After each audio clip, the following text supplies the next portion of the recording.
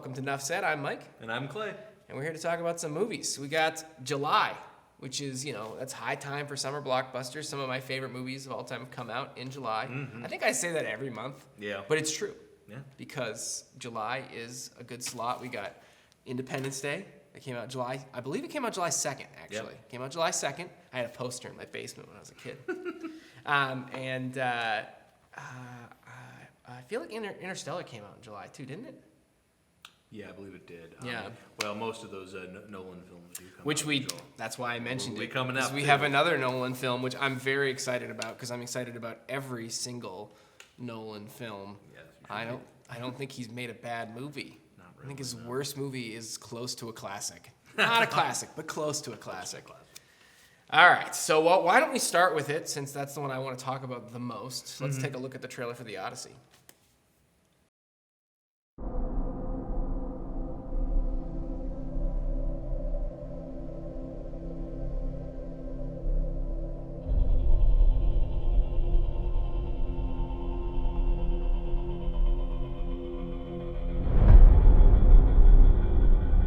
After years of war,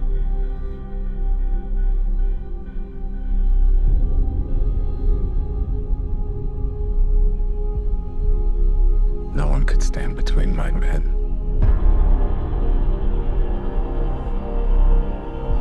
and home.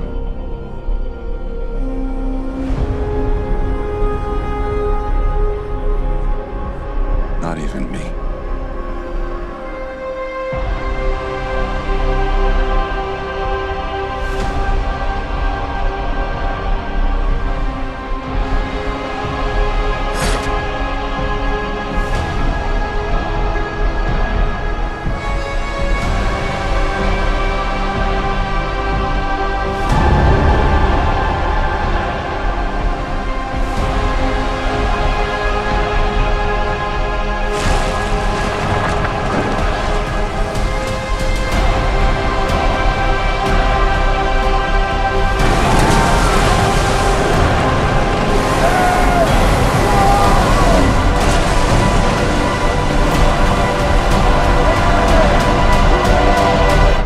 Promise me you will come back. What if I can't?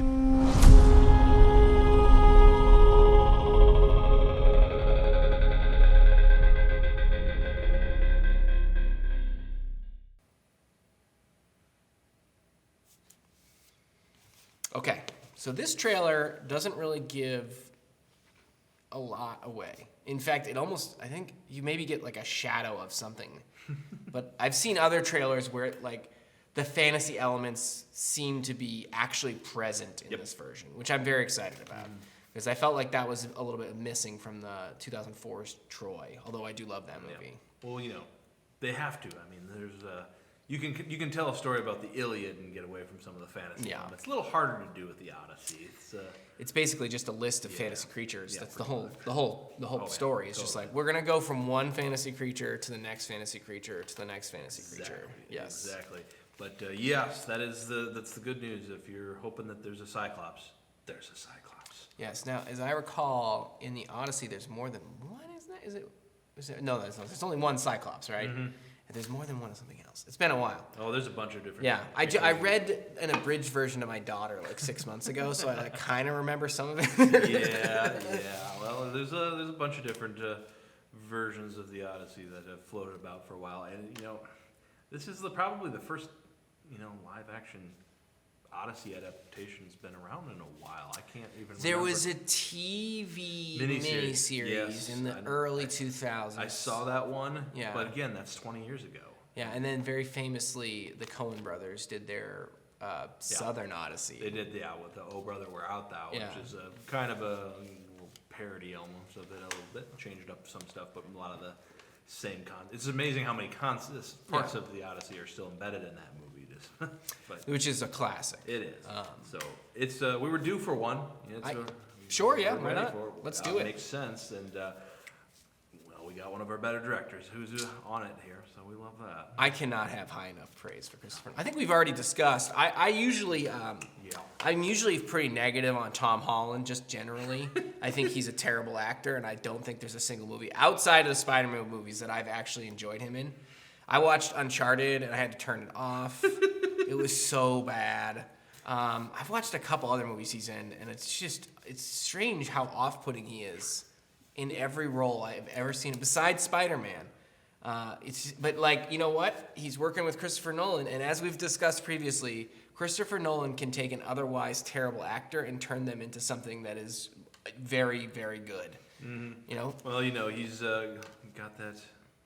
He does have his good stable of actors that he kind of works with once he realizes what they can do, and he keeps reusing some of them. And this is a good example because a lot of these actors he's reused before. I think Tom Holland might be one of the only new ones for the most part. Although I can't remember if he's used John Bernthal before. Yeah, I don't think he has. Okay, that might be. Unless he was in Oppenheimer, I don't remember. Everyone was in Oppenheimer. That's why I'm like, that's why maybe he was in Oppenheimer. But that's the other thing about a Nolan film, you can tell. It's just the cast is huge. Because everyone wants to work with him. Everybody's there, so he can do that. And it's funny because the lead here playing Odysseus is Matt Damon. Yep. Well, Matt Damon was in Interstellar, so it was a small surprise cameo that they didn't reveal. Yeah. He's just there. You're like, oh, that's who that is. Okay. Yeah. He wasn't in any of the trailers, any of the promotional material, anything. He just shows up. Surprise! All of a sudden, like, what? Matt Damon's in this, and he's the bad guy. and we have to rescue him again because we've spent so many. Probably a good idea to hide that going into the movie because if people would have been like, "Oh, come on." There's an ongoing joke that Matt Damon gets rescued. That's his whole thing. You know what? In the Odyssey, though, he's got to save himself. He's got to save himself. Yeah. That's the joke. We're like, okay, we're sick of you. No one's going to rescue you. You're going to do it yourself. You can't rely on somebody else to come in here. You can't wait for NASA to come rescue on Mars. Yeah. As I recall, pretty much everybody else dies, but he makes it. Yeah, and maybe that seems to be the way they're going here. Just based on the trailer, though, it does look like they're going for a fairly faithful adaptation of the Odyssey. I know it's 3 hours long, but I honestly don't know how they're going to jam all that into there without pacing issues. Yeah, they probably cut some smaller parts that we don't necessarily need here. Yeah. And I don't know, we do have I don't know if it was in this trailer, but I've seen other trailers where they did show the Trojan horse part of it. Mm-hmm. And so that's, they might just shortchange part of it, like the battles of the Iliad part. And just I'm suspecting we're going to see a lot less from like this part where they get trapped on an island with ambrosia or something like that, and they all Calypso, like go to sleep. Yes, Calypso. Yeah. I don't know. We'll make it less of that. Maybe Calypso. Because that's pretty significant. I think Calypso is played by, I could be wrong, but from previous trailers, it looks like Charlize Theron or somebody's playing Calypso. Calypso is in this. I know they have it. So. Well, I mean, yeah, but it's a big part of the book. It might just get. Well, the interesting thing from what I remember, I have never read the Odyssey, but from what I understand, it's not really told in chronological order. It basically starts with him already on the island of Calypso, and they do a bunch of flashbacks, which is exactly what Nolan does. He loves doing flashback and playing with time. I'm confident that's what they're going to do with this movie. That's a good idea. They're going to jump around in time periods. So, like, we'll probably start with Calypso, and then he's going to reminisce about the past, and we'll jump around here and there, and we'll see. But then will it feel like montage the movie? Because maybe I feel like that's my concern.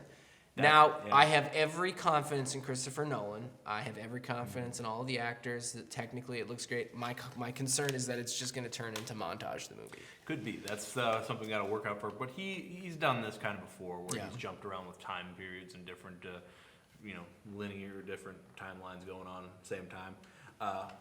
I think that's how we're going to probably do this. Because I'm just even thinking Dunkirk, he did that with. Memento, that was his first thing he never got big for.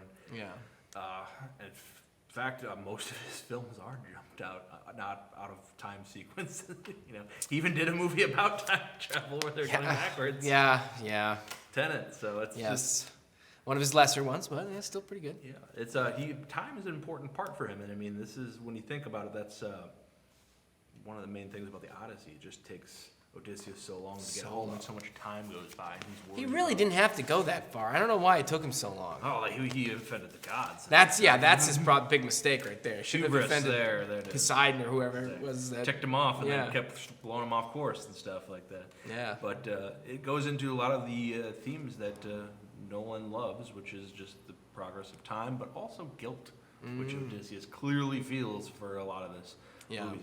Guilt about going away and guilt about losing so many of the men on his ship too. It's all his fault because he's the one who pissed off the gods. I know.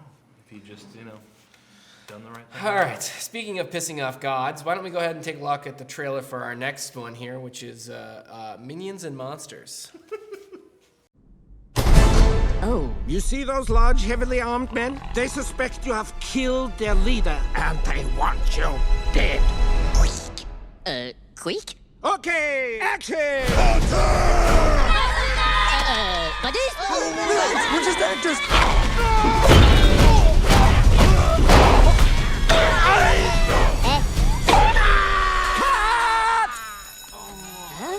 Buddy? That was perfect. You wrote a monster movie? Si, con pica kaiju. Arr, arr. What are you going to use for your monster? Ah, Aha. How you like miso soup con gomae. Natenobu daifuku! Ah, look out!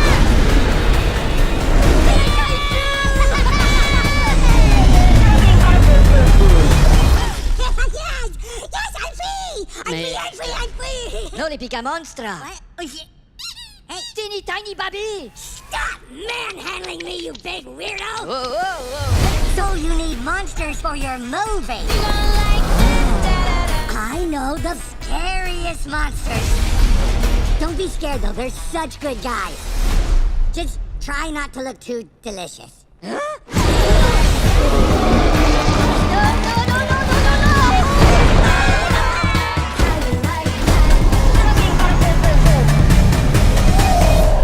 Aw, let me get cuter.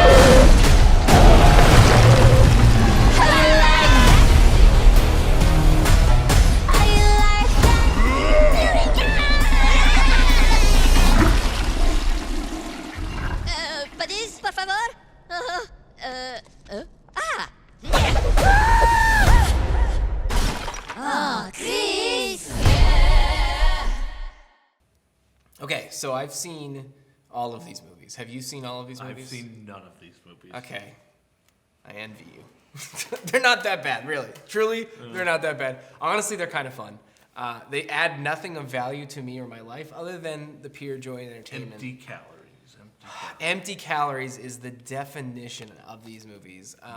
They are supremely dumb. Just vapid entertainment. You know what? That being said, yeah, I'll watch this eventually. You know? have no choice. I have no choice. I see every animated movie. Of course, you're going to see Yeah, it eventually. I haven't seen Toy Story 5 yet, but I will see it. I promise. All of you in this audience right now, I'll see it. And I don't have an understanding too much because I haven't seen any of the movies. I don't that have an feature- understanding either. So I've I seen don't them know all. where this. Well, just from what I understood, they were like the henchmen was the idea behind them, and now Yes. they're in And the no. movie. Now they're in the movie making business. That I cannot fathom how they're going to don't know how that introduce this. happened. Here's what's gonna. They're not gonna explain any of it, or if they do, it won't make a ton of sense. Okay. This is what's happening now. I was just wondering, are they working for their new master, Yeah, the no. director, or what's going on here? I This don't know. is like the definition of just like shh, just don't. let it happen. I think just you're play right. it. Just let it happen. Well, what are we letting happen? We're letting them get I away have with no resurrect. idea. They put Cthulhu in I this, and they have make no Cthulhu idea. cute, and then Cthulhu, like we got Cthulhu. This is what I was saying, and pissing then, off like, the gods. I know, exactly. They got Cthulhu, and they decided, all right, he's not enough. He knows some monsters. Let's go find some other. Which is bold. Which is really bold to show them. Like, I saw that, I was like, really? When I was watching this trailer, it was like, really, they're resurrecting. They're bringing. Yeah. They're okay in a kids' film, and then they're like, oh, okay, they made him a squishy little cute guy, and now they're gonna sell Cthulhu too. Yes. That's the thing that horrifies me. I think Cthulhu is going to become a recurring character in a future sequel. So they're just going to keep bringing Cthulhu along with Please, them. let's And not. He's going to be the one that can translate for them, so we can. It's just because exhausting. He speaks some kind of English. It's still cutie, but it's like that. But yeah, we're never going to see the end of these because these minions, they can merchandise them like no other. They can, yeah. I think my wife's aunt has like 30 of these little guys, Oh, no, it's nuts. and she knows all their names and everything like that. And I think one of them is named Chris. I think that's the only thing Well, I there's got. bound to be a Chris in a group large enough. We'll find out. My brother's named But, Chris, so. Yeah, there you go. There you go. But yeah, I mean, it looks funny enough. You know, having no context from it, I was like, yeah, that's some good jokes there. Looks like it. They make a ton of money, and then Illumination generally takes that money and does other fun things that I'm more interested in. So I'm all for it.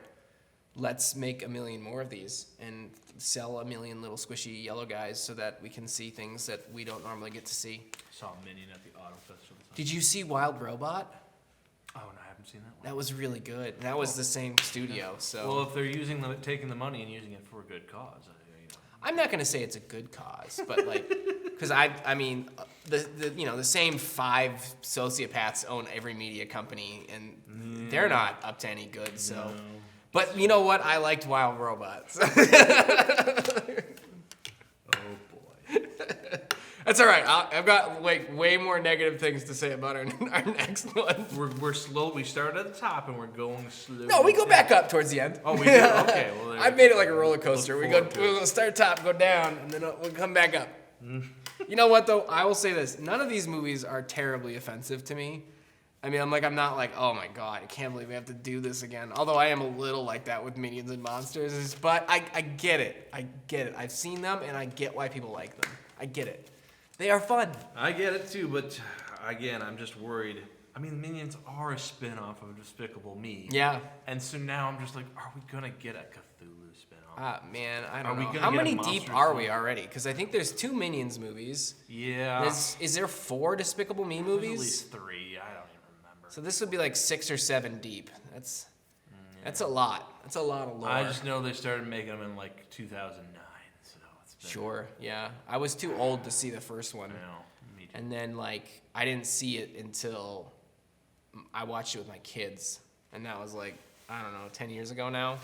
And now I've seen all of them since. But I think they were already on Despicable Me 2 and Despicable Me 3 was coming out. Well, or I Minions mean, was coming out or Well, something. The one thing I remember is the Pharrell song "Happy" is from Despicable Me 2. Oh, good. I'm glad we cleared that up. So that's Yeah. 2014-ish. So Yeah, I was more of a fan of the. give you perspective. Yeah, I guess. I don't know. I've got to. I gotta. Yeah. There's gotta be more exciting things coming down the line here. We'll talk about our next movie, which is Spider-Man: Brand New Day. I can't believe our first hit MIT! MJ, come on, pretend like you're not the happiest you've ever been in your entire life. I can't. I knew it!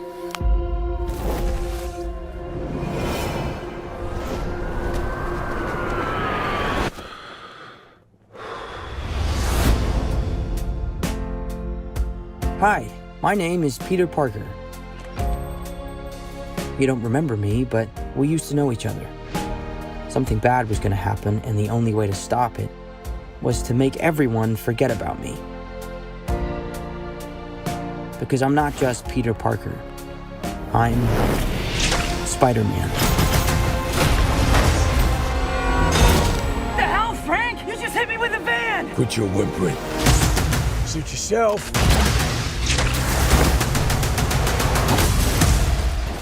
Mother.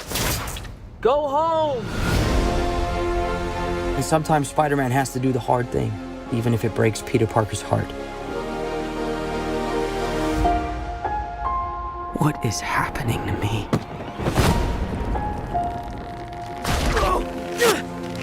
Oh, God.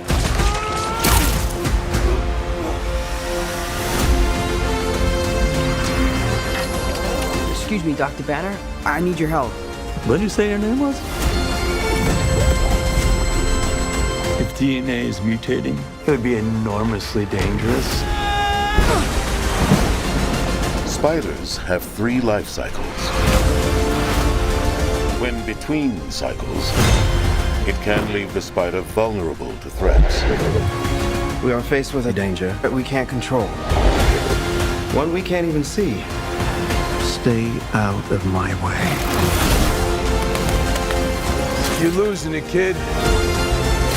And for those spiders who make it through, it amounts to a kind of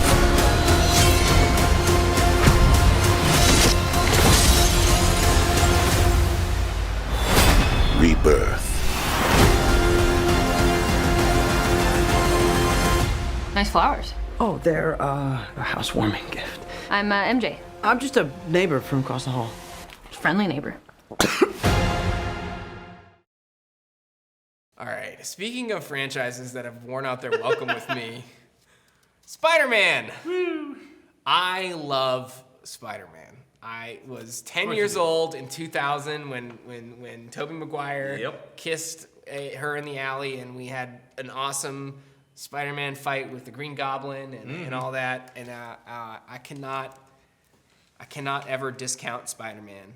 No, you can't. Why would But you I'm do that? tired, boss. I'm tired. I understand. I made the joke when they're watching this trailer where they're like, spiders have the 3 life cycles, and I'm like, and 3 different continuities. This is his Tom Holland's 4th now? This is his 4th Spider-Man. 4th Spider-Man. Right? And the thing is, technically, Tobey Maguire did get 4 Spider-Man movies because they brought him back for No Way Home. Yes. But it's just, he's Tom Holland now wins for playing Spider-Man the most. Well, he already technically did because he was in Civil War. Exactly. He was in both Endgames and whatever, the Infinity War. Yep. I feel like he was in another one too, but I probably was. We'll think of it. Probably was a cameo that we can't think of. Yeah, exactly. Worry about it later. But the thing that kind of struck me about this one here, that kind of, especially after we've been watching the trailers today, it's the second movie with Tom Holland in this block of films, and they're basically coming out at the same time. Yes. It's like it's a Nolan and then a Spider-Man movie. Yeah. Which one's going to win the month? Which one's going to win the weekend? I mean, you got really powerful names attached to both of those that are not Tom Holland. Because again, Tom Holland does not spark an interest in me in any way, shape, or form. What's the funny part is John Benthal's in both of them too. Yes. So it's like there's and one of the weird funny facts I learned about this, I guess, because Benthal got cast as the Punisher before Tom as Spider-Man, but they both knew each other beforehand. In fact, it was like they helped each other with the rehearsal. Like Benthal, when he was going to go for Punisher, he was with Tom. I was like, "Oh, I'll help you rehearse." They set up his rehearsal for that, and then they turned it around. So they're actually friends. They actually in real life, which makes it really, really cool thing because now they're Spider-Man and Punisher, and that's like a big meeting. They get to have a movie together finally. Yeah, twice. Yeah. Although, no, I think Tom Holland's character would interact with his character in the Odyssey at some point. I think. I'm not sure. I'm not clear on who Benthal's playing in the Odyssey. I'm not either, but it looks like he's in the same scene as Tom Holland in one of the trailers. Well, let's hope so too. And I think I heard a rumor that Zendaya is in the Odyssey as well someplace, but I'm not sure about that. I hear lots of rumors. We'll find out. But that'd be just weird, like how I don't trust any of them. All the cast being in, like, just switching between the two movies, but yeah. But that aside, this movie looks pretty good. I'm kind of just happy we're past the jumping from continuity universe kind of thing for a while. I don't think we are. Well, for now, at least with this movie, doesn't look like we're doing that. Yeah. And they're covering a part of Spider-Man lore that they really haven't had in the movies yet, which is his powers go wonky on him, Yes. And I like that kind of he's kind of evolving and trying to do something else to do. And he's got this is the first movie Holland's had where he's had the original looking costume, like more from comic accurate. I'm excited because I don't really know what's going on in this movie. I follow a lot of the Marvel comics too. Yeah. I'm like, wait, okay, I recognize a couple of the villains. There's Scorpion. Scorpion, yeah. He's back. Okay, it makes sense. But it looks like we got a body switching, a body jumping. I'm not 100% who that is. I've heard people telling it's probably the Spider-Man villain, the Jackal, which would make sense. But it's a more obscure character who is involved with cloning stuff. So we might have to do with a bunch of weird clones of characters. Maybe characters who are not alive might come back. That's another thing too. I'm immediately concerned with the overabundance of villains in this one, because that's like the signature downfall on Spider-Man. There's too many villains in the movie. Yep, and it looks like I am excited because we got the Punisher probably being a kind of an ally, but not really. But then we might also have the same thing with the Incredible Hulk, kind of being an ally, but not really, because it looks like there'll be a problem there too. So I'm I'm kind of just excited because I'm not sure who the main villain is of this one yet. So that'll probably be the fun. It's just surprise. sadness. Yeah. The whole movie is Could the be. villain is just Could be. sadness. Could be. Tom Holland's sad the whole time, Well- and then we're sad because he's not a very good actor, and we have to watch him pretend to be sad. Oh, come on. I don't know, man. It looks like a good, the thing about the Spider-Man movies, specifically the Spider-Man movies, Yeah. they were always had a melodrama aspect yeah, up to them. They for were sure. really more so than some of the other comic book ones. So I'm kind of excited just for like, yay, really pushing the melodrama. He's still trying We'll to get see. MJ back. Yeah. I don't know. Maybe that's me just wanting. You're right. more of It has been missing the mopey Spider-Man, which is like, it's a key character trait. And he's always been having way too much fun in these movies. Yeah, he had like a benefactor, a billionaire benefactor for so long, and now he's on his own. Like, he's got to freaking take pictures to pay for his apartment. Exactly. Like, which isn't a thing anymore, which I guess maybe they're just going to let him die in this movie or something. They brought J.K. Simmons back, so Maybe he's going to be taking pictures, maybe which is. won't They make might any bring sense. They might bring the thing back because their memories got wiped. We'll find out how the Daily Bugle figures into this whole thing here. I didn't see much of it. I don't know. It's not in the trailer either, and that's the thing is because there's one weird thing to criticize, but I'm going to get on my high horse about this. That's okay. This is Get up there. Criticize away. Every single Spider-Man movie that has ever come out, all of them, back to 2002, the Sam Raimi one, they showed way too much in the trailers. Yes. For every Spider-Man movie. Like, sure, yeah. I kind of got it for the first one because they had to show you what they were, like, this is what we're doing. But then they spoiled so many set pieces and so many other things. Like, we have to show you everything. It reached its worst period in 2012 when they tried to do the Andrew Garfield Spider-Man movies, where it's just like, they put out like so many different trailers where someone, as a joke, just cut all the trailers together. Like, I think this is how the movie's going to go in order. And it was like they had like 45 minutes worth of material just from the trailers. And like, I'm pretty sure this is the entire script of the movie, and like, we don't even watch it anymore. And the thing is, they were kind of right. Because they did. They just released way too much information, told us way too much, and then because we have to have all these different, we got to show you, don't worry, this cool thing's in here. It's here, don't worry, this cool thing's in here.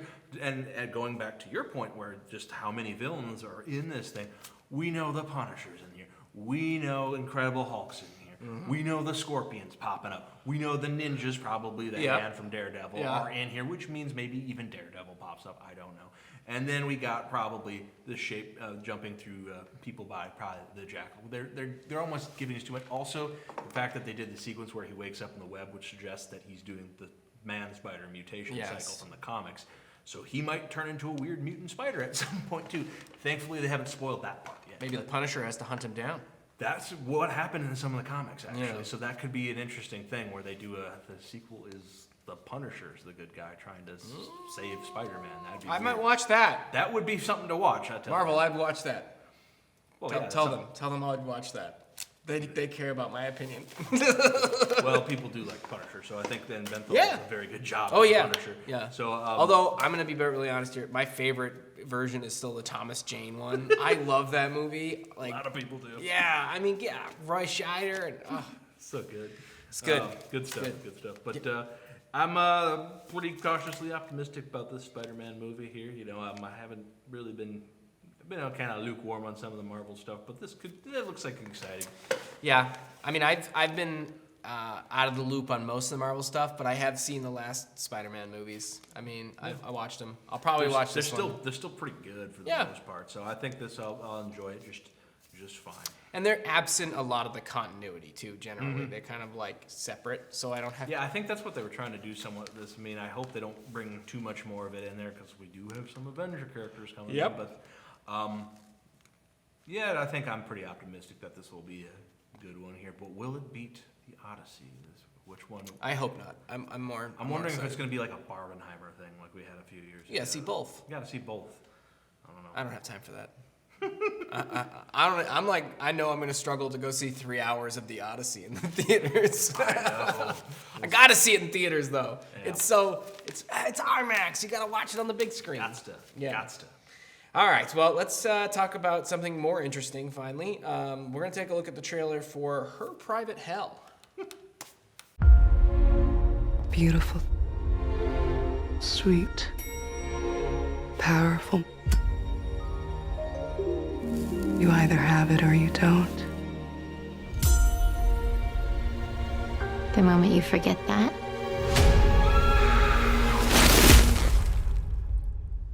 is the moment you disappear. Have you heard? There's been another victim of the Leather Man. Is he a ghost? A monster? A god?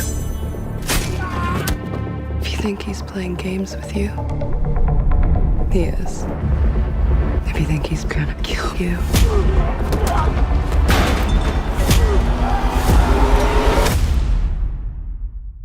he is.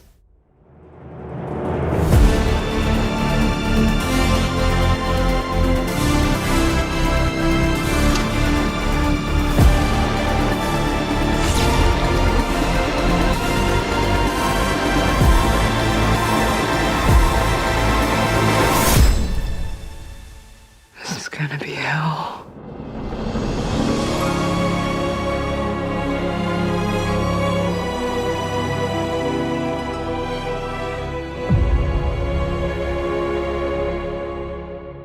Did you see Drive? I did not.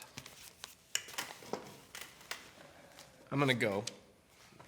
I understand. Come on, Clay. I understand. had respect for you. I know. I understand. It was one of those movies where I missed out on when it first came out, and I'm like, I'll get around to it. Go right now. Go home and watch it. You can do it. It's so good.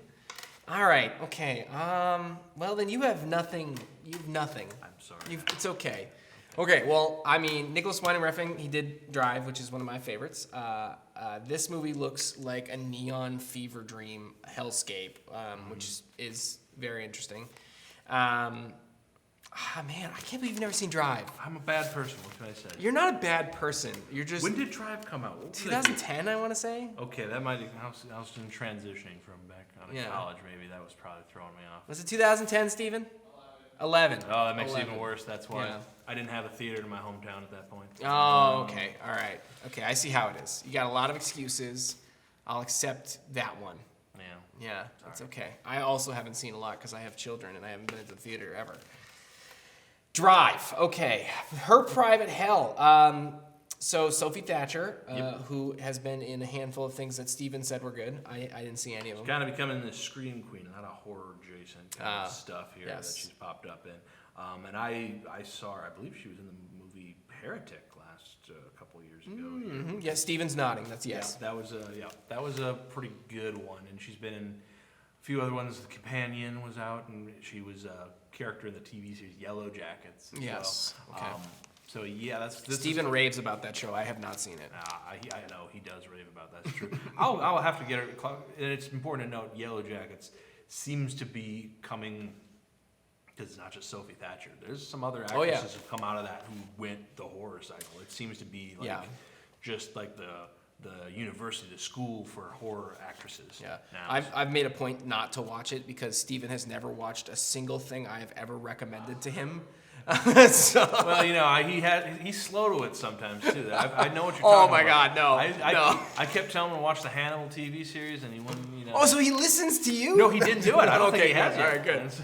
I think the only thing I've told him to watch that he actually watched was Star Trek: Next Generation. Oh, there you go. Because like, how could you not? Okay, yeah. I think one time.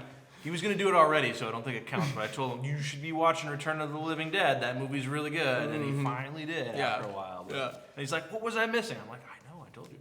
But you see, you know, he thinks he's got good taste, but then he goes home and watches Survivor. And I'm like, 24 hours a day. Which is just what Yellow Jacket is. Yeah, right? Yeah. It's really, except the real life version of that. Crossover, yeah. There you go, the crossover. All right, okay. But we're getting off topic. Okay. Okay. Important thing is, Sophie Thatcher's in this. Yes. She's very good in horror movies. This looks like what this is, like you said, a neon-drenched horror film. I'm a sucker for neon blood-soaked horror. Well, we got a serial killer, the Leather Man in here, which is okay, and it looks fine. I'm not. One of the things that immediately got me when watching this trailer, like, wait a minute, they're in the fashion world here. Is this? And then I started thinking, there's a few other horror stories that are set in like kind of the fashion world with serial killers. So like Giallo films, a lot of Italian horror movies did this too. So that might be kind of what they're referencing to some extent. But also I got kind of a vibe of Suspiria too a little bit. Yeah. Again, that's also kind of Giallo. But am certain that this movie will be gorgeous. That's the only thing I'm certain of, because all of his movies are just very pretty. Yeah. And this looks like it's going to be no exception. It's also going to be very violent, I think. Yes. This trailer looked. Yes. There was not a lot of violence, but there was some. That was pretty extreme. And famously, Drive also had very small amounts of violence, but they were graphic and intense, and they were on really great beats. So like I think, you know, if he's true to his usual form, we're gonna have a lot more of that in this. Yeah, I think that's probably exactly what we're gonna get. It's gonna be kind of. I think this will be something where your standard American audiences might be thrown by this a little bit, but this is like something, again, Giallo in Europe and Italy, they've seen this before. But it's just we're getting a version of it too here, so it'll probably won't be. If you're going in looking for a really scary horror movie, it might not necessarily be the scariest thing you've ever seen. It'll be super violent probably, but it'll probably be kind of a combination of mystery. You know, there'll probably be a mystery element, like who is the killer, who's behind this, doing this thing. It's probably gonna be just more atmospheric than necessarily. Kind of almost like a neo-noir to some extent, but I hope so. But it does seem very, very intriguing. And before today, I hadn't even heard of this trailer. So this is we're exciting. always striving to introduce new things. This is good, and it's coming out right in the middle of a summer movie. Yeah, so if you're also tired of all of the same things over and over, take your kids to go see Minions and then just leave them there and go watch something horrifying instead. We'll find out there's a Minion crossover and they're the ones responsible. It's just 3 Minions. It could just be, cutting that's the Leatherman right there. Be honest with you, that's the scariest thing I could think of. If there was just a reveal that the mask comes off and it's an animated Minion underneath. Scariest thing I'd ever seen. They leap out of the screen, start ripping your face off, Clay. No. All right, we'll take a look at the trailer for our last movie of the month of July. This one's a streaming movie, but the trailer intrigued me so much. It looks like so much fun that we're gonna talk about a streaming release. Okay. Which usually we don't do. We have done in the past, but generally we're more interested in the theatrical releases traditionally. Sure. However, I would like to take a look at the trailer for The Dink. All right, we'll allow it. Tennis, elegance, aesthetic perfection. She needs our protection. An epidemic is sweeping across our once great nation, and its name is Pickleball, bitch. Yeah. Here's your pickleball. In the garbage. This is a tennis club, lady. Get your pickleball ass out of here.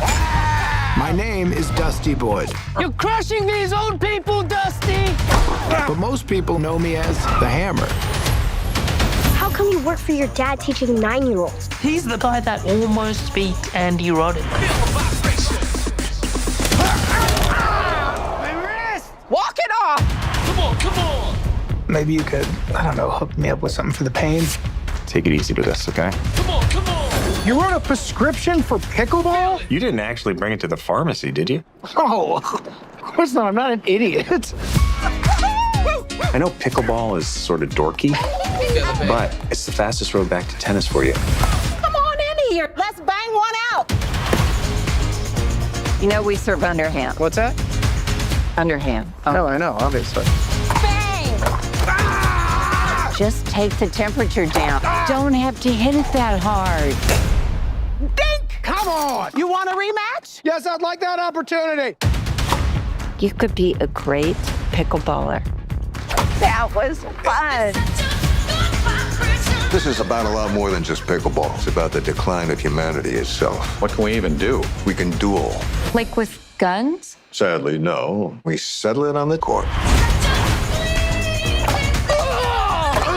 Everyone has a plan until they get punched in the mouth. I'm okay.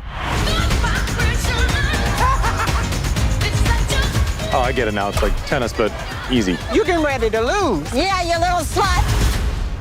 I can't believe that this is happening. All of Roddick's professional achievements are all actually Dusty's. I'm struggling to connect those dots. Maybe you need to go to dot connecting lessons. Nice burn.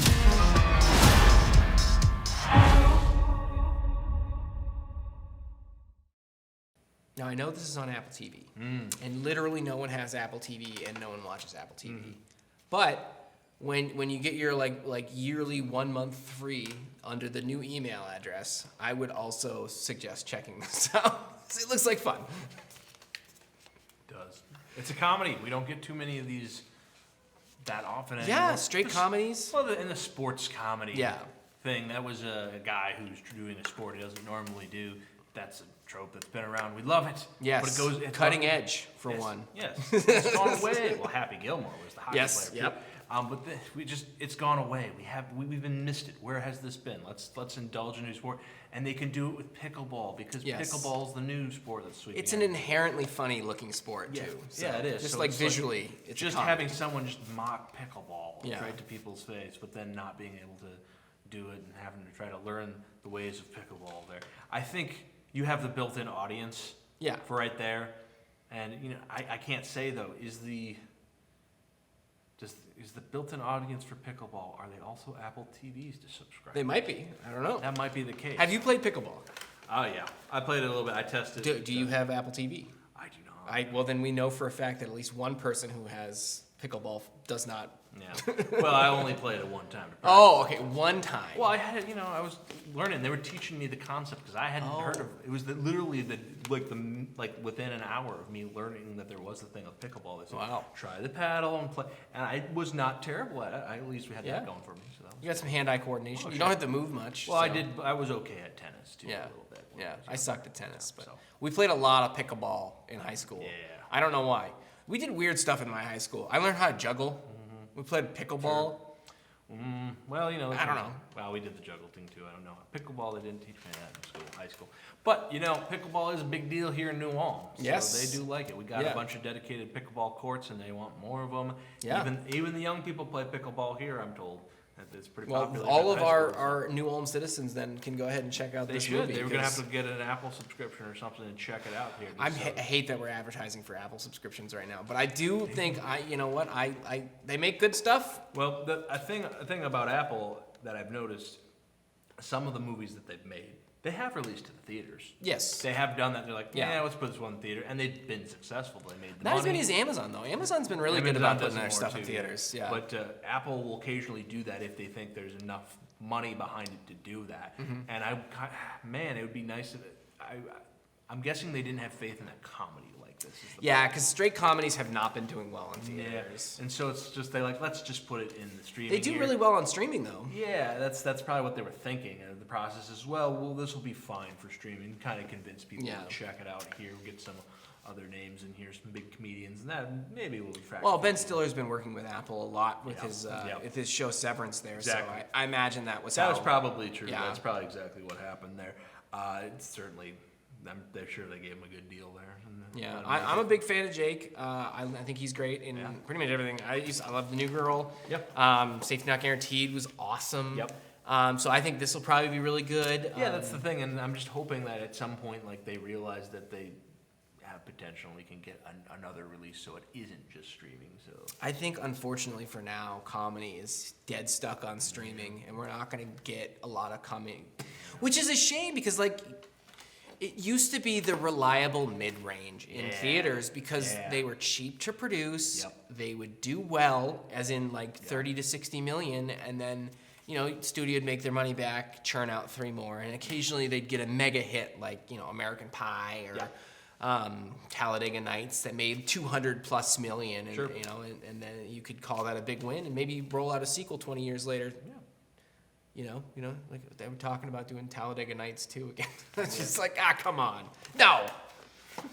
But no, you're right. It's just a different time period, and I don't know. Yeah, it's a shame, really. But I agree. I'm guilty of watching a lot of the comedies on streaming anyway, so I'm not one to say I'm gonna go to the theater and save these movies. Here's the thing.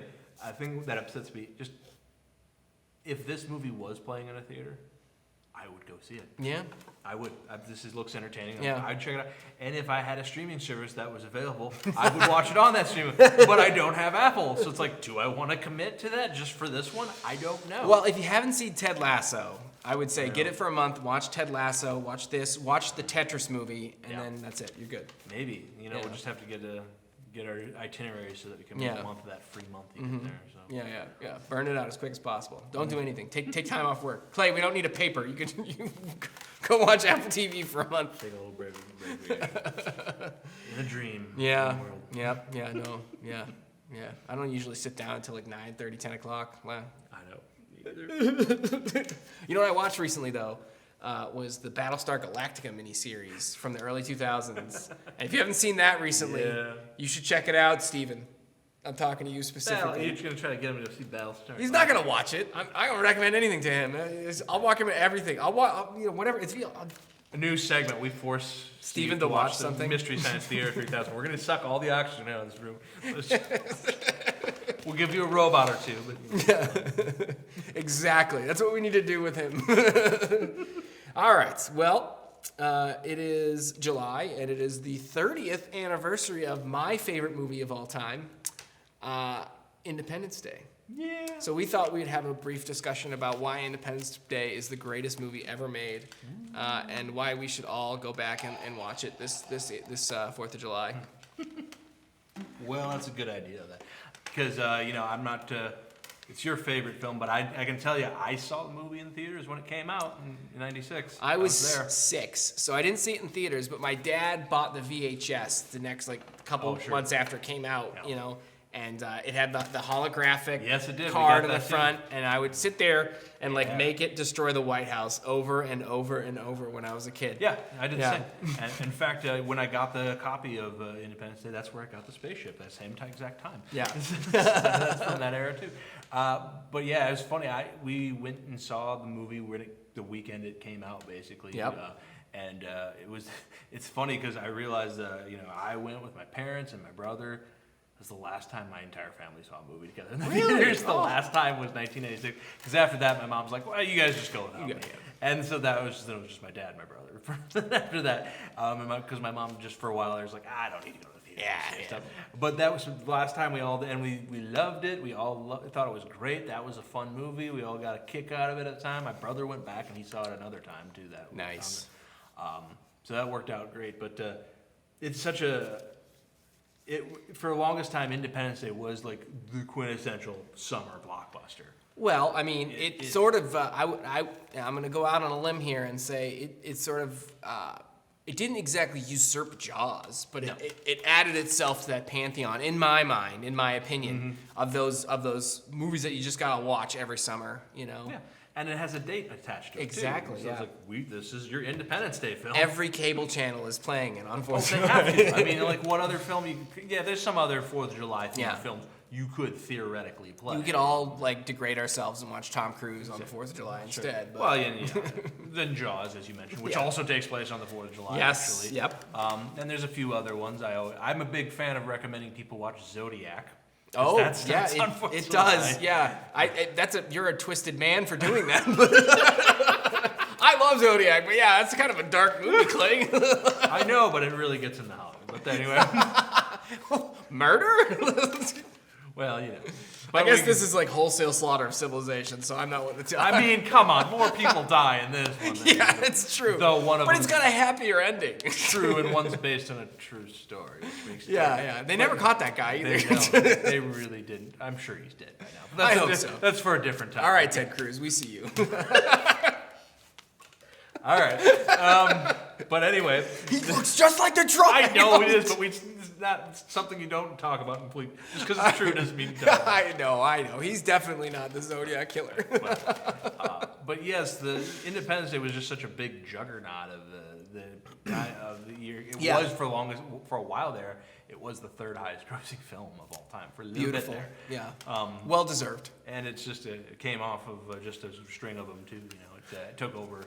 Almost beat Jurassic Park, which came out a few years earlier, and then it was just right time for it too. We were really into Aliens in the '90s. That's when the big boom happened for it too. Yeah. But the thing is, like Independence Day, and when you think about it, over 30 years, just its legacy here. Because I remember, it was popular. A lot of people loved the movie when it first came out. Critics were not as overly. Critics can be wrong. They're wrong. So and they good. were not enthusiastic about it, and they said some stuff about the movie that I don't think was fair at the time too. Yeah. And it didn't age. Like one of the things, like, oh, it's so there was phrase it. I remember jingoistic almost. And just Well, you know, and I don't really fair it's a fair criticism, but it's also misplaced, I think. I think so too, because one of the things that got me is one of the things that's most famous for Independence Day is the president's speech. Yes. Which is Good so morning. good. In less than an hour, aircraft from here will join others from around the world, and we will be launching the largest aerial battle in the history of mankind. Mankind. That word should have new meaning for all of us today. We can't be consumed by our petty differences. We will be united in our common interests. Perhaps it's fate that today is the 4th of July, and we will once again be fighting for our freedom. Not from tyranny, oppression, or persecution, but from annihilation. We're fighting for our right to live. And should we win the day, the 4th of July will no longer be known as an American holiday, but as a day when the world declared in one voice, we will not go quietly into the night. We will not vanish without a fight. We're going to live on. We're going to survive. Today we celebrate our Independence Day.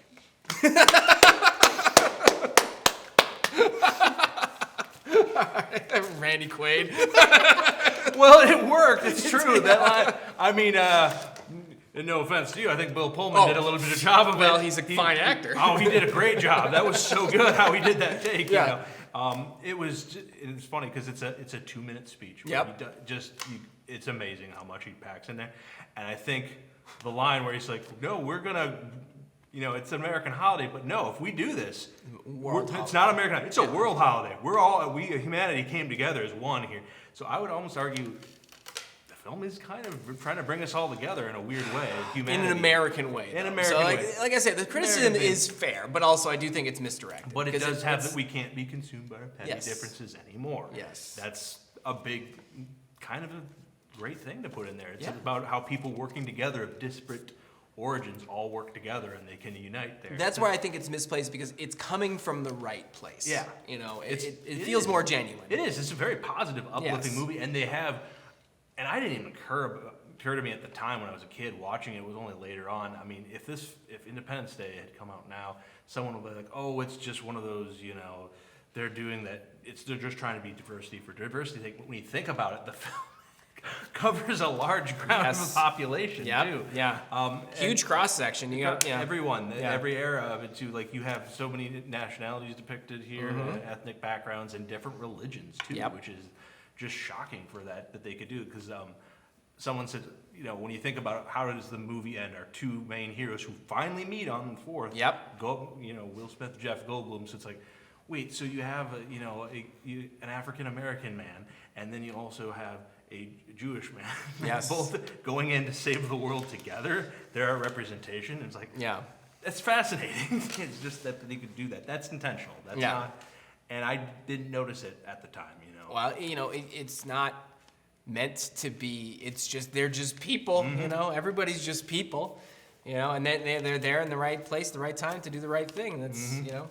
I love it. As it should be. I love the film, and the thing is, I think the movie would probably be even remembered even better, but, you know, unfortunately, real world reality kind of made New York being devastated not so great a few years after the movie came out. And one thing I was reminded of, before the 9/11 terrorist attack, the movie Independence Day was scheduled to be broadcast on Fox Channel like days after. It was on the schedule. Like, hey, we're going to show the biggest movie. And that, of course, got canceled. Yeah. It was like, no, we're not doing that. It actually happened to the movie, the X-Files movie, too, was going to be shown because that movie opens with the building exploding as well. Yes. And so they just said, no, we can't do that. And it did. It made, I think it made the film a little off-putting for some people for a while there, but it was kind of not me. I've watched it 1,000 times. But again, it's a movie about getting past those petty differences where we don't want that, and it's a fascinating film. Just where like the movie is famous for them destroying landmarks, symbols of us,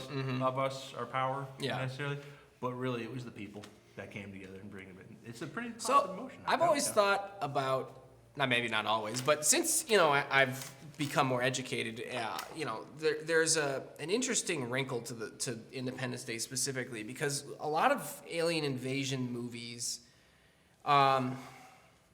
your source of the cure of the alien invasion or your is nature.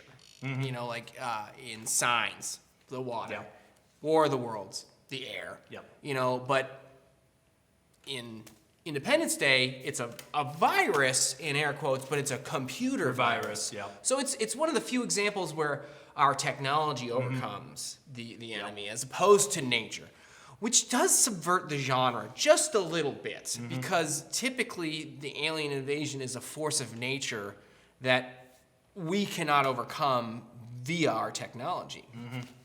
With that sort of subversion, it changes it from we're the force of nature that they cannot overcome with their technology, which is an interesting wrinkle and does, I think, benefit the movie in the end and makes it just a little bit different from what we saw before. Yeah, I mean, it's also kind of gets away. It's less of a Deus Ex Machina, which is kind of the problem with War of the Worlds, which this movie is very War of the Worlds referencing. Yes. It's just it's like we can't use a real virus that just kills them. Oh no, we have to do something. Yeah. Oh, we'll create the virus. We got a guy. We know how to do this. Yes. It was a clever little thing, and people have mocked that before. It's like, what? They were Windows 95 compatible back then? It's like, well, there's actually a deleted scene in the movie where like a lot of our technology was supposed to be, reverse engineered. Even without the deleted scene, it is heavily implied that all of our technology was reverse engineered from the crash ship in the 50s. That's how they were able to do it. They were able to find the code and do it. But it's just like, man, those aliens really need to get their software updated there. So they have to get their malware checked out there.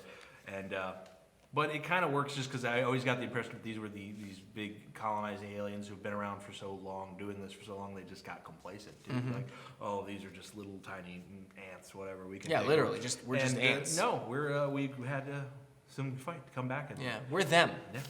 Guess on them, right? Yeah, exactly. Now, good story about Independence Day, as I did see a UFO one time while I was watching this movie, all right? This is an interesting story. I was broad daylight, 4th of July, all right? And we were watching Independence Day, and I'd take my dogs outside for a walk. I went outside, and there were 3 UFOs, and I mind you, they were just lights in the sky. They could have been anything. Paper lanterns, for all I know, but it was broad daylight. No. So probably not paper lanterns. And I said, oh my God, what the hell is that? I go back inside to get people to come back outside to see these lights. And I get outside before everybody else. I'm like pointing to them, and they shoot off into the sky, never to be seen or heard from again. Nobody else saw them. I think it was because I was watching Independence Day. They knew. They knew. This is before the era of drones. It was pre-drones. This was like 2010 maybe. Yeah, I've racked my brain for every possible explanation because I'm a skeptical guy. Yeah. I'm a skeptical guy, but I also love UFOs, so like I saw what I wanted to see probably. Maybe. You wanted to believe. I want to believe, man. I love the X-Files. That's a good show.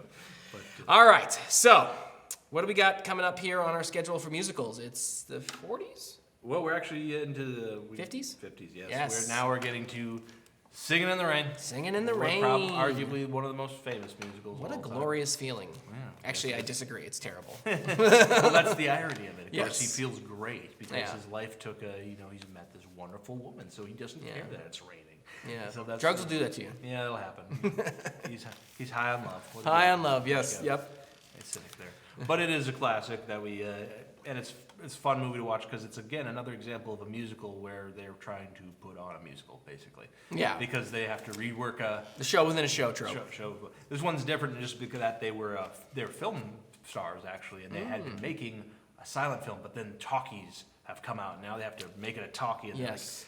I don't think it's going to work. The script we got, then our actress's voice is terrible.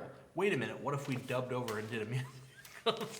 And it's just it's a fascinating concept to do that, just because this movie coming out in the 50s, even though it's actually set in the past, about the early 30s. So you're saying nostalgia was always a problem? Oh yeah, nostalgia is always an issue here. That's what they got to do with these musicals. So all you people who are thinking about the 90s, just know in the 50s they were thinking about the 30s. They were, that's how it goes. But I think, and it, they'd come and rip that idea off for the Artist film that came out back in 2012. Which is such a weird concept to me, because like the 50s, you're thinking about the 30s. The 30s were horrible. I know. I mean, and it was early 30s. So yeah. It's like, okay, the stock market's about to crash. Actually, I think it already crashed then. Yeah, that was after the crash. That's the thing. And they don't really show the people like, no, we're gonna talk. It doesn't make any sense. These talkies is the way of the future here. I'm like, okay. Maybe things were terrible in the 90s, and I just don't remember. No, they were fine. Except for that alien invasion in 96. Yeah, we can't talk about that. We gotta watch out for that one. But, all those dinosaurs that got loose too. That was weird. Well, you know, it's funny. You know, someday when we do a '90s one, you think about how many movies in the '90s were not set in the '90s. I remember it's not a '90s problem, but it's a prestige drama problem where almost every Oscar winner you've ever seen is not set in the year it takes place.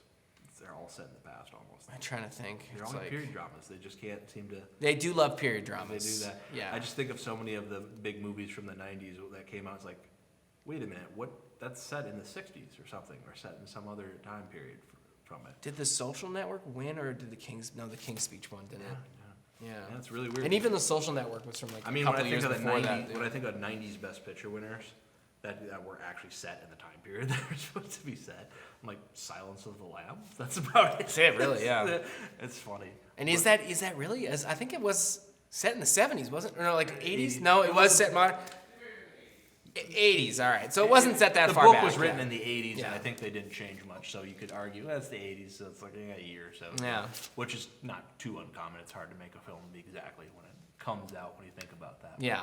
But then you get movies like, I mean, '90s was the year of Titanic, which was also Shakespeare in Love, and then Forrest Gump, which was just all. Yeah, that was all over the place. Yeah, they're like, let's talk about all these different decades. But that's always something like something interesting to talk about, how we make movies not set. We can't seem to set them in the present, the challenge. It's because we hate ourselves. I remember hearing this one comedian say, he was actually a comedian who created the Mystery Science Theater 3000. He said, we love nostalgia and looking back because when you go back to the past, you know what you're supposed to say. You know what the right thing to say for that time period was.